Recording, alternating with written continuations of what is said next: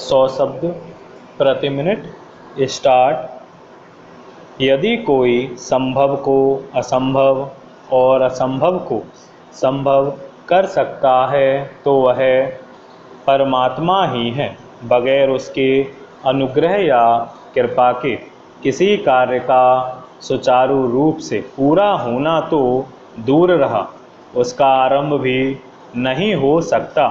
इसलिए कोटानुकोटि धन्यवाद है उस परमपिता परमात्मा को जिसकी असीम कृपा से आज मुझे इस प्रस्ताव को लिखने का अवसर प्राप्त हुआ है। एक अच्छी हिंदी शॉर्ट हैंड प्रणाली का आविष्कार कर उसे प्रचलित करने का विचार मेरे हृदय में पहल सन 1922 में उठा था, जबकि मैं लीगल रिमेम्बरेंसर के दफ्तर में हेड क्लर्क के पद पर काम कर रहा था। उस समय अंग्रेजी शॉर्ट हैंड में मेरी अच्छी गति थी और निजी तौर पर कौंसिल में बैठकर कौंसिल के सदस्यों की स्पीचें भी लिखता था। मैं यही अक्सर सोचता था कि आखिर जब विदेशी भाषा में दी हुई वक्तृता कुछ नियमों के आधार पर सरलतापूर्वक लिखी जा सकती है तो कोई वजह नहीं कि भरपूर प्रयत्न किए जाने पर हिंदी तथा हिंदुस्तानी भाषा में भी ऐसी सुगम प्रणाली का आविष्कार ना हो सके जिसके द्वारा हिंदुस्तान की मुख्य भाषाओं में दी गई वक्तृताओं को लिखा अथवा पढ़ा जा सके।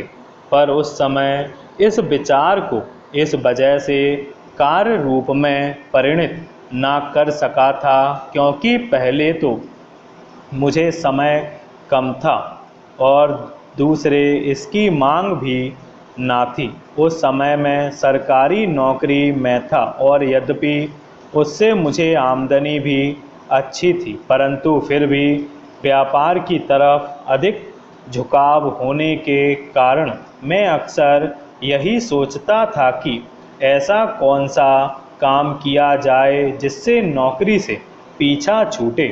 इसी समय हमारा दफ्तर इलाहाबाद से उठकर लखनऊ चला गया। लखनऊ मेरी वृद्धा माता जी को जरा भी पसंद न आया। उन्हें पुण्य सलिला गंगा का तट छोड़कर लखनऊ में रहना बहुत ही कष्टकर प्रतीत हुआ। वह अक्सर कहा करती थीं कि भगवान ने अंत में कहाँ से कहाँ लाकर पटका।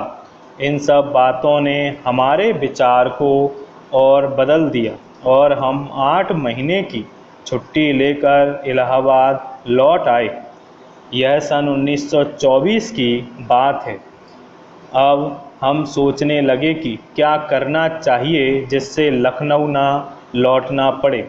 आखिर मुख्तारसिप और रेवेन्यू एजेंटी की परीक्षा देने का निश्चय किया और ईश्वर की कृपा से उसमें सफलता भी मिली, परंतु उस समय असहयोग आंदोलन जोरों से पर था और लोग अदालत का बहिष्कार कर रहे थे, इसलिए उधर भी जाना उचित ना समझा।